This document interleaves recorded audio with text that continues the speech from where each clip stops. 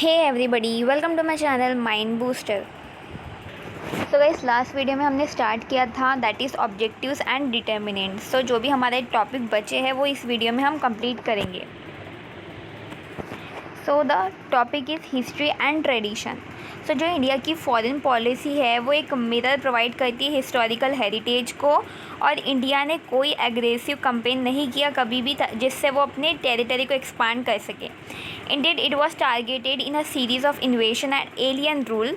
तो जैसे कि हमारे जो कंट्री पे हमेशा बहुत सारे एलियन रूल या फिर रूलिंग डायनेस्टी आई, जिसकी वजह से हमने बहुत कुछ देखा है, जैसे कि बहुत सारे वार देखे हैं, लड़ाई देखी है, बहुत सारे लोगों ने अपनी जान गंवाई है। इसीलिए हमारी जो इंडिया की फॉरेन पॉलिसी है वो अभी बिल्कुल भी अगेंस्ट वॉर है, हमें कोई एग्रेशन नहीं दिखाना है। The British colonial empire was consolidated through deliberate policy of pitting the native kingdom against one another in battle that bled winner and loser alike। तो इंडिया की पॉलिसी क्या होती थी कि वो जो किंगडम्स है उससे लड़ाए एक दूसरे से और फिर खुद रूल करें। This experience as a victim of war had turned India's foreign policy anti-war in nature। तो इसके वजह से जो इंडिया की पॉलिसी है वो कैसी है? एंटी वार है। Moreover, the legacy of the non-violent freedom struggle launched under the leadership of Gandhi and his lieutenant was bound to be evident in its foreign policy। Not only this, the legacy of an ancient civilization and culture also helped in foreign policy formulation। तो जैसे कि वसुधैव कुटुम्बकम और स्वामी विवेकानंद, इन सब की जो policy legacy होती थी तो ये भी काफ़ी इम्पॉर्टेंट थी हमारे फॉरेन पॉलिसी के लिए। Particularly the values that have help in shaping India's foreign policy are tolerance, non violence and universal brotherhood. तो जो इंडिया की फॉरेन पॉलिसी शेप करने के लिए कौन से 3 इम्पॉर्टेंट वैल्यूज़ है? Tolerance, non violence and universal brotherhood. The furtherance of the tradition of non violence in India's foreign policy according to Appar Durai was the deliberate acceptance of a method of approach to foreign policy problems which emphasize reconciliation and the temper of peace as opposed to a spirit of revenge and hatred। Most of the leaders of freedom movement, तो बहुत सारे जो leaders थे वो educated थे from Britain से, और उनको इम्पोर्टेंस पता थी, वैल्यूज़ पता थी लिबर्टी, इक्वालिटी एंड फ्रीडम की। तो इसीलिए उन लोगों ने ये भी चीज़ें हमारी इंडियन फॉरेन पॉलिसी में एडप्ट की। While cooperating with liberal democratic countries, India did not oppose the socialist countries either। The policy of non-alignment is not only an outcome of keeping aloof from bloc politics but is also in accordance with the goal and ideals of freedom struggle cherished by our people। The impact of the British rule in India and the influence of national movement and freedom struggle are clearly evident in the shaping of India's foreign policy। According to Appar Durai, the British rule in India had a twofold importance in India's foreign policy। Firstly, it gave a stimulus to the national movement for freedom, which in turn led to India's support for the freedom of dependent people। So, जो British जब हमारे country में आए उसके बाद से हमें काफ़ी पीपल मिले जो खुद के लिए खड़े होने लगे। सेकेंडली, रेशियल इनइक्वालिटी, और सेकेंड थिंग जो रेशियल इनइक्वालिटी थी दैट इज़ जो कलर के ऊपर इनइक्वालिटी थी वो भी ख़त्म होने लगी।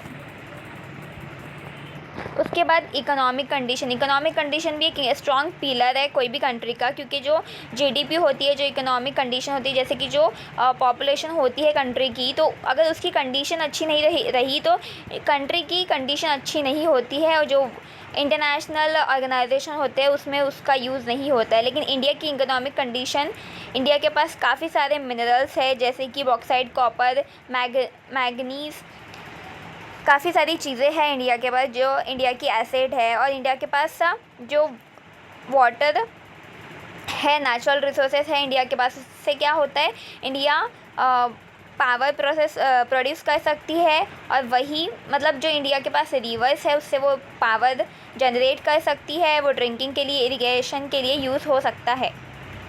Then huge equally notable is the base of it. और जो इंडिया के पास काफ़ी स्किल्ड और एजुकेटेड वर्क फोर्स है और इंडिया ने काफ़ी एग्रीकल्चर, लिटरेसी, साइंस और टेक्नोलॉजी में भी काफ़ी प्रोग्रेस कर लिया है। The bulk of is growing population find it difficult to cater to basic necessities like food, shelter and clothing. लेकिन जो इंडिया की डेवलपमेंट है वो काफ़ी पीछे है, क्योंकि जो इंडिया की पॉपुलेशन है काफ़ी लार्ज है और it is not possible to fulfil the needs of every people now in our country. Then independence के बाद हमारे जो लीडर्स हैं उन्हें भी लगा कि जो हमें फॉरेन गवर्नमेंट की हेल्प लेना चाहिए और हमें फॉरेन गवर्नमेंट की हेल्प लगेंगी ताकि हम जो इंपोर्ट कर सके फिनिश गुड एक्सपोर्ट कर सके इंडियन कमोडिटीज़ को, गुड्स को, training of technical personal etcetera. In an ideologically polarise world, India needed friendship and goodwill from both the free market economics in the west as well as the socialist world led by the former Soviet Union. Then her nature of leadership. The personal qualities of leader guiding the destiny of a nation at a given time tend to shape that country's foreign policy in a particular direction. तो जो country है उसका leader कैसा, ये एक important चीज़ होती है, क्योंकि अगर लीडर अच्छा होगा तो वो उसकी फॉरेन पॉलिसी या फिर उसकी हर एक चीज़ सही जाएंगी, लेकिन लीडर ही अगर गलत होगा तो हम हमारे कंट्री को उस ग्रोथ पे नहीं लेके जा सकेंगे। Who can deny the role of, for instance, Woodrow Wilson in shape the foreign policy of the United States in the early decades of 20th century, or that of Mikhail Gorbachev in making the Soviet policy in the closing years of the same century. Similarly, in the case of India too, the personality of the incumbent prime minister has come to be identified in certain measure with a particular. The country's first Prime Minister Jawaharlal Nehru was steered India's policy for more than 1.5 decades, was widely regarded as internationalist in outlook, with a preference for enlightened rather than narrow or self-centered approach to problems. He was indeed regarded as among the tallest of visionaries in his time. Understandably, therefore, India's foreign policy during his tenure was more committed to the collective goods of the community of nation in relation to concerns like world peace and disarmament.